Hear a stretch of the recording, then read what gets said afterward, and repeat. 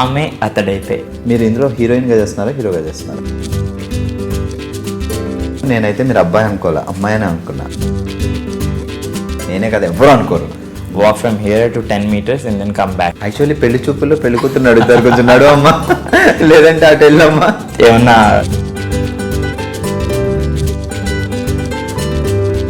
ఇంత పెట్టేసి ఇక్కడే చెయ్యి, అది చాలా సటిల్గా చెయ్యి.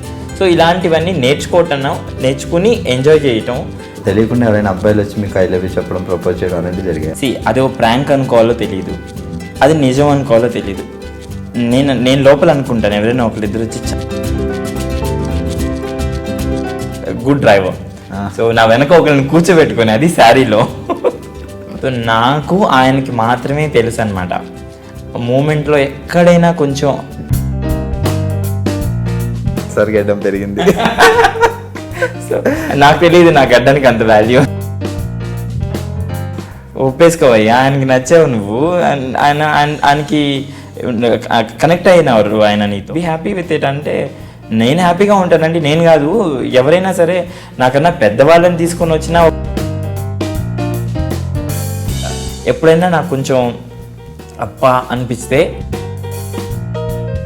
నన్ను స్పాయిల్ చేసేసారు ఈ ఇండస్ట్రీ వాళ్ళు. నేమ్లో ఏముందండి, పనిలో ఉంటుంది ఎప్పుడు కూడాను.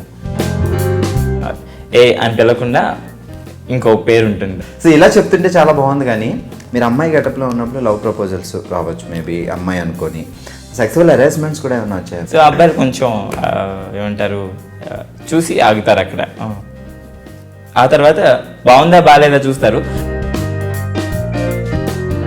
అదే సాధారణంగా మనం సినిమాల్లో చూసినప్పుడు ఎవరైనా అబ్బాయిలు ఇలాంటి డాన్స్ నేర్చుకున్నప్పుడు వాళ్ళు తేడాగా మారిపోతారు అని చూపించడం.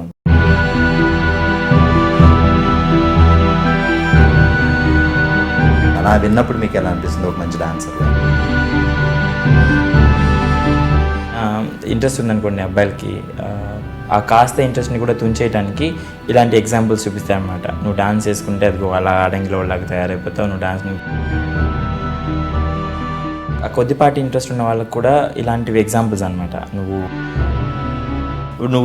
మార్షల్ ఆర్ట్స్ నేర్చుకున్నావు అంటే నేను ధైర్యంగా చొక్కా ఇలా కాళ్ళ దగ్గర చెప్తారు వాళ్ళ నాన్న.